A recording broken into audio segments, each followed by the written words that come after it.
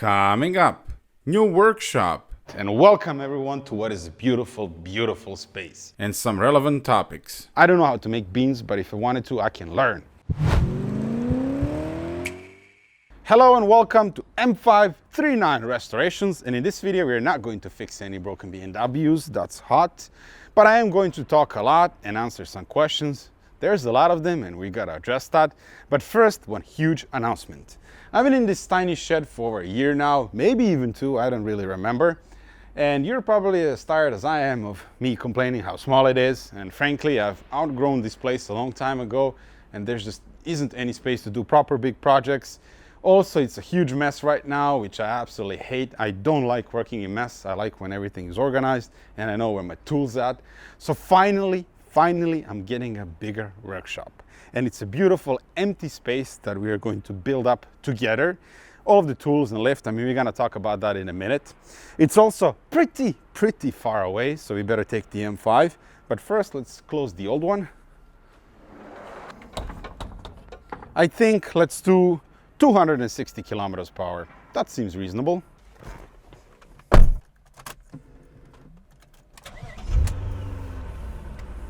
Sport.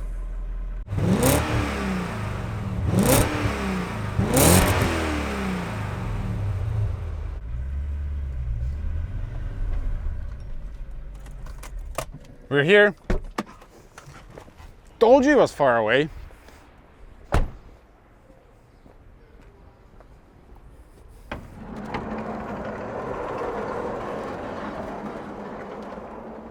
Behold, this here is new M539 Restorations workplace, workshop, dojo, call whatever you want to call it. And welcome everyone to what is a beautiful, beautiful space. As you know, I've been searching for a bigger place for a very long time. And in Frankfurt, where I live, it's actually really difficult to find something that's affordable and where you can actually work on the cars, because as soon as you say, I'm restoring cars, they tell you, nope, that's not allowed. And this place here, this entire complex, it's from my landlords, and there's actually loads of space here, but everything has been rented for a very long time, like all of those garages that you see on the outside, so I haven't been able to rent anything additionally.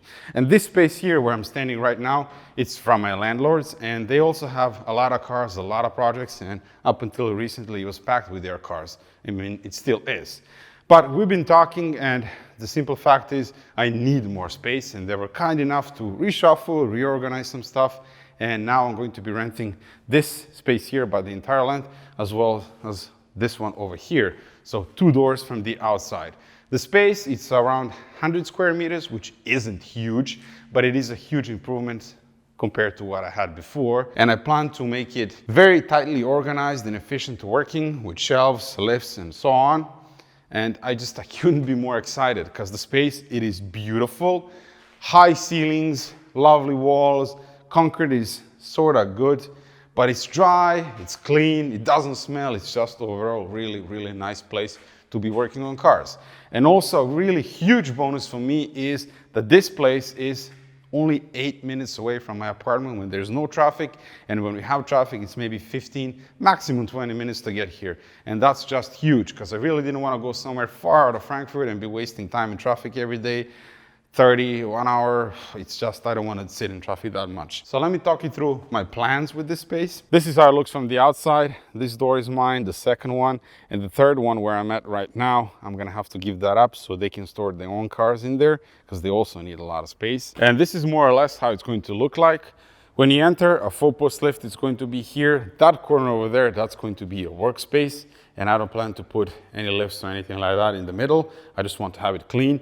This rack, I bought it yesterday, and the first row, that's going to be a table. Actually, a really good sturdy table, perfect height as well. And then everything above, it's going to be shelves for storage. Then another rack, it's going to come over there up until there. So we're gonna have another table and storage above. 2-post lift is going to come there. And then say hello to Project Dubai. It is still with me. Alex, unfortunately, hasn't been able to come and pick it up because traveling from UK to Germany is pretty much impossible. So I've been storing it. It's still registered, so I take it for a drive here and there. Still looks beautiful, still drives beautiful. Anyway, beautiful car. But scissor lift, it's going to come over there. And like I said, 4-post lift here. That section over there, they're gonna put up a wall as well. and I'm gonna have my own space. And we're gonna be doing this move gradually because there isn't space to do this at once. So in the next few days, I'm gonna start taking things apart in that garage, my old one, and just moving it over here in this section. And then once that space is empty, there's a back wall, that one over there, that's gonna be taken down, and then they can expand it and move all of these cars over there. 2002 TEI, that's not mine, and I don't plan to buy it, but it is for sale. But essentially, that's how this move is going to happen. I'm also really happy to announce that we have two brand new supporters of the channel. We have Benpack from the US, the famous car lift manufacturers, one of the best in the world. They're going to be providing a 2-post lift, the one that has a pillar above, so the floor is squeaky clean. The mid-size scissor lift, I've been thinking this a lot, and I could get a second 2-post lift because it's better to work on cars. But I don't want to like pack this space and make it just really tight fit, and scissor lift is going to be perfect for tires, brakes, suspension when polishing cars. And when I put it over there, it's not going to take up a lot of space, and I can even move it around because it's sort of mobile. And brand new 4-post lift as well that's going to go there. In the beginning, I'm going to have my old 4-post lift here, but towards end of July or so, the Benpack lifts are going to come because they're getting shipped from the US to Europe. And they're imported through Netherlands, and Luke, who is importer for Benpack in Netherlands, he's gonna come out here as well and help me set up all of the lifts. So I'm gonna be documenting all of that. The second company that's going to jump on this adventure with us is a company called Vixen from the UK, and they're gonna provide me with a machine that's going to take these restorations to a whole new level. They're gonna provide me with a vapor blasting cabinet, and if you don't know what that is something really, really special. And you're about to find out what it is. The machine is going to come in 2 to 3 months. That's about the production time. And I think they're also going to send someone, so we're going to do like a dedicated video for that and just show off how the machine works and what the results are when you actually put in a part, intake manifold, whatever, just some metal in it, and you clean it, and the finish that you get, it's absolutely unbelievable. So big thank you to Benpack and Vixen for coming aboard and making all of this happen and helping out.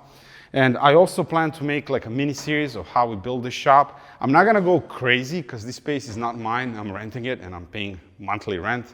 So I don't wanna go super crazy with the constructions and stuff, but I do plan to put like really good lighting in it, all of the shelves that we're going to do. Then of course I'm gonna document installation on all of the lifts. More shelves are gonna come over there, and just I'm gonna be trying filming all of that and see if you like it. But essentially my idea, just bring you on a journey, be part of this, and just see how everything looks like and how it's going to be made. I'm really, really, really excited about this because this is the biggest place that I ever had. I mean, before that one over there, the tiny one, I was working on parking lots, driveways, underground garage. That was disgusting, by the way. I think in 2018, I had a 8 Series from Spain, and I actually pushed it into an underground car park, and you would not be able to get it out if the car was not running, but it wasn't, because it was standing for 10 years, and I got it running over there. And that was just horrific, because there's no ventilation, the smokes, fumes, it was just nasty. So to be here today and doing all of this, making these videos, fixing these cars, it's just a dream come true for me, and that's all because of you, for watching these videos, for commenting, for sharing, for all of the love. Thank you so much. I mean, I think I have one of the most amazing audience on YouTube, because if you look at all my videos, the comments, the critics that I receive, it's just absolutely amazing. So thank you so much. And I'm really, really happy that you get to be part of it. Also, big thank you to all of my Patreons for kindly supporting my cause and for doing all of this. Thank you. Thank you. I don't know what I'm saying anymore, so I think we're gonna stop here and gonna start answering some questions. All right, let's start with basics, name and background. When I started this channel, I wanted for cars to be the center of these videos, and I still do, but this channel grew so much in such short time span that now all of you have questions, so it's only fair for me to properly introduce myself. My name is Sreten, which is kind of peculiar, so I'll put it up on the screen. My Starbucks name is Mike, because ain't nobody got time to spell their name when they're getting coffee. I'm originally from Belgrade, Serbia, born and raised, where I graduated in computer science in college. And during my college days, I went on exchange student program to the United States, to California, to Santa Barbara. And on my second time there, I landed a job in IT, and I eventually ended up living and working there for a few years. And I had what I now consider an ultimate dream job, at least in my profession. I worked for a beautiful luxury resort right on the ocean in Santa Barbara called Bacara Resort and Spa. I worked alongside one brilliant IT director, hey Mike. He's still a really good friend of mine and he's done a lot for me and I learned a ton from him as well. Essentially, we were maintaining the whole infrastructure of the resort and it was really fun. It was never boring. You always learn something, you always do something interesting. A lot of famous people came by as well. So it was just really, really good time and really, really nice time of my life. And that's also where my hobby for cars began, well, BMWs. My first car was an E39 530i. I bought it from the first owner. I think he had 125 or 127,000 miles. Bought it in LA, I think Northridge, I want to say. And really, really nice car, Toledo blue, but obviously they've just driven it and done like dealer maintenance. So it needed a little bit of work. I paid $2,700 for it, I want to say. And the thing is, in US, the labor, it's really expensive. And that car, I remember needing front shocks and I got quoted just for labor. I think it was 600, 800 bucks. And well, I was not very good with money back then. And I was always kind of handy. So I started doing my own research, how to do stuff here and there. For example, I didn't even know how to change oil back then. So I started with small stuff, oil changes, brakes, sensors, this and that, hanging out on forums, talking to people, talking to friends, and kind of worked my way up. Then the second car came in, it was E38 740iL. All I did to that car was clean it, flip it for a little bit of profit, and then just kind of continue down that route. And within 6 months, I think I had like 30 BMWs or so. Because they're really cheap over there, they're everywhere, there's no rust, they're easy to buy, easy to sell, so I was just having a good time. And some of the cars I did more work, some I didn't, but eventually with each car, I was learning more and more. Eventually, my contract came to an end, so I had to make a choice. Either I stay in the United States or I come back to Germany, where my girlfriend was studying at the time. And that was one of the most difficult decisions that I had to make in my life, because I really, really loved California, especially Santa Barbara. It's just paradise for me, and Santa Barbara is still my favorite city on earth. And well, you can see what I chose. I came to Germany, and first I went to Berlin, where I worked for about 6 months for some news agency, also doing IT stuff. Then I landed a better job here in Frankfurt, where I stayed for around 3 years. And I've never liked that job, because after you have such a good gig, like I did in California, you work in a great building for financial funding, whatever institution, it's just really boring. So in February of this year, I stopped with my main job and focused on this primarily. And so far it's working out great. And also when it comes to that decision that I had to make back then, I think I made the right one, because I'm still with my girlfriend, who I love very much. And the life in Germany, it's really good. Now I'm doing what I really love, fixing all of these cars, making these videos. So it worked out pretty great.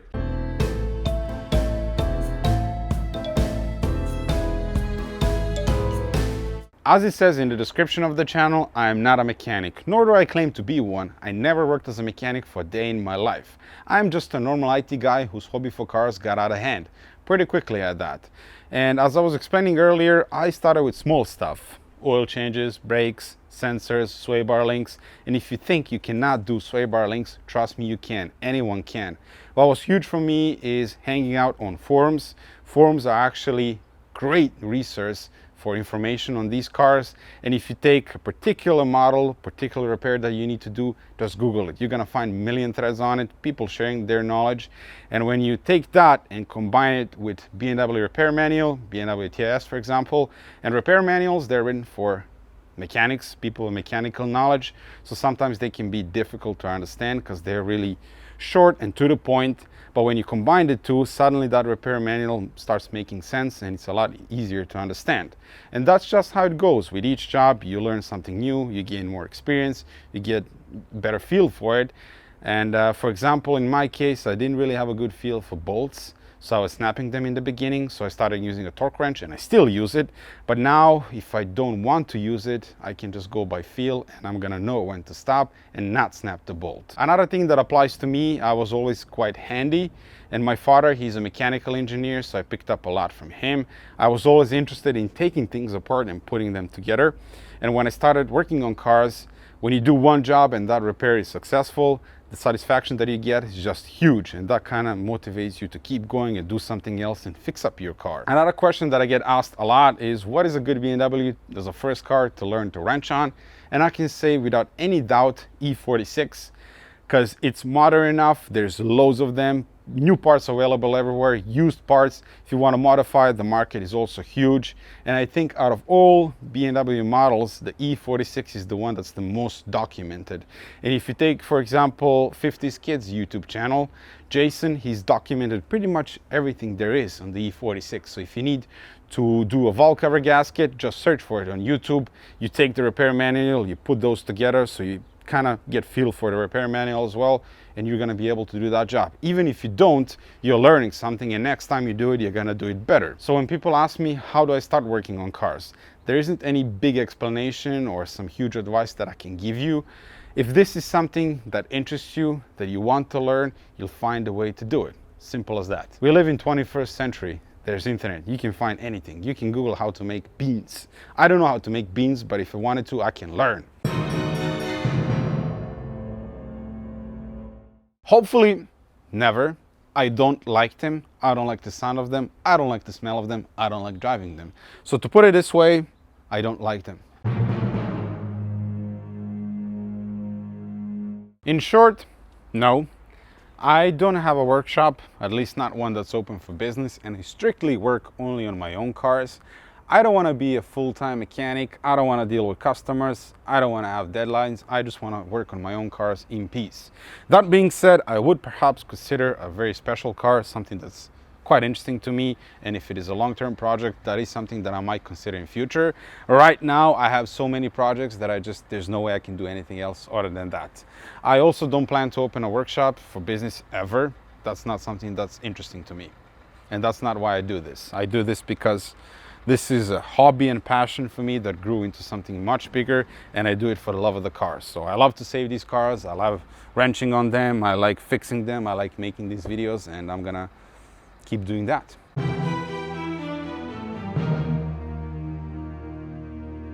I'm getting hundreds of these every single week on every single platform that I have. And truthfully, I've stopped responding to them a long time ago. I'm really sorry, but I simply do not have the time or capacity to respond, because in most cases, I don't know everything. I would have to do my own research, get back to you, and all of that takes time. And if I were doing that, I wouldn't get anything else done. So do what I tell everyone. Join, for example, owners group on Facebook, even though I really don't like them, because they're typically a huge mess. But join forums. Forums are dying, but they are just extraordinary resource of information to talk to people, to share the knowledge, to get the information that you need. Because in most cases, if it is the model that's really common, E38, E46, E53, it's already been done because they're very old cars and someone has had the same issue that you're having. So just do a bit of research and you'll be fine. That's the best advice that I can give you. And if you haven't received an answer from me, now you know why. I speak two of them decently, Serbian and the one that I'm using right now, English they call it, and it is American English / I grew up watching old Top Gear. German, not so much. I can understand some things. I never really had the time or desire to learn it. Spanish, I can actually understand better than German, which is ironic. And also in my free time, I like to pretend I speak Italian and French.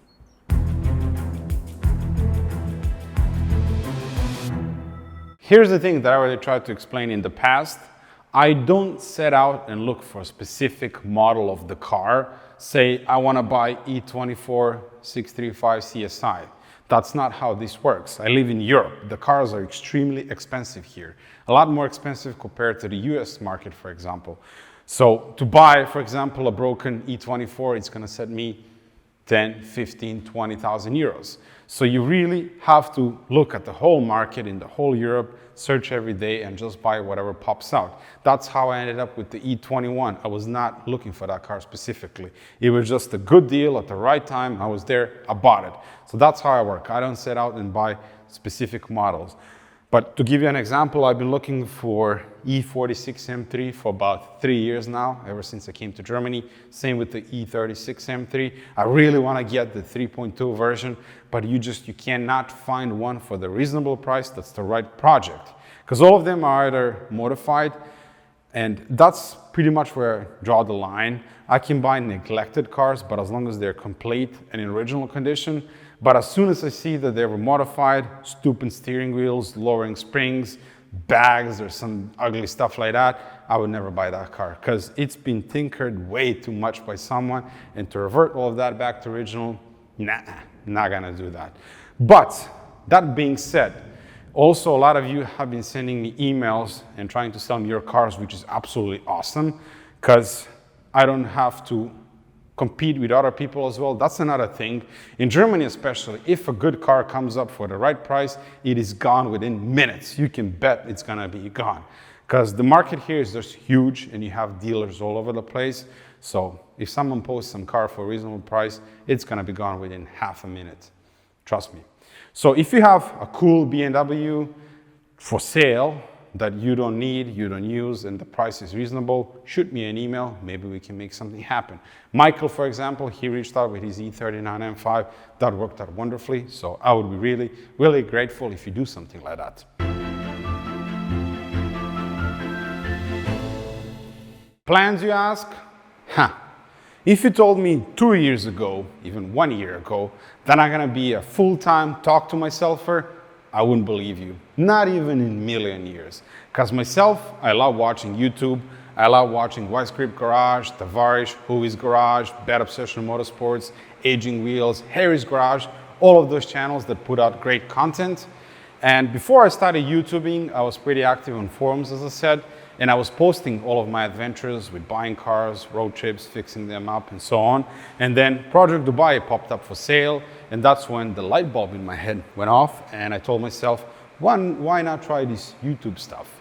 And here we are, a year or so later. The channel grew so much, and this journey has been incredible because I get to do it full-time, and I get to do what I really, really love and enjoy, and that makes me happy. Because now when I get up in the morning, I don't feel like I'm going to work. I'm going to do something that makes me happy. And that is a huge accomplishment in life.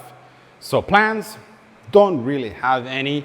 I'm just gonna keep on doing what I'm doing right now and see where it takes us. I'm not gonna change the format. It's going to stay exactly as it is. We're gonna fix and save as many broken BMWs as we can. Maybe one day even other brands. And some days we're gonna have different content as well, like with Project Dubai, when we took it to the Nürburgring. I want to do the same with the E60 M5, and perhaps one day even collaborate with some of the YouTubers. I don't know. The journey is going to be fun. You're going to come along for all of it and just see where it takes us. We're going to end the video here because I've been talking way too much in this video and nothing has been done, and I don't like that. So hopefully you got to learn a bit more about yours truly, and I answered some of your questions. Now I really gotta get to work and start moving crap from that tiny shed to the big shed. Tomorrow, well, not tomorrow, tomorrow is Sunday, but Monday I gotta go buy some wood so I can make tables and shelves, and then I can start moving crap. Also, drill the ceiling, attach the lights, then drop it on my head, rinse and repeat, and so on. So hopefully this wasn't too boring. Thank you very much for sticking around. Thank you so much for making this possible, for commenting on every video, for such beautiful, lovely, positive comments. Thank you so much. I love you all, and I'll see you soon. Ciao.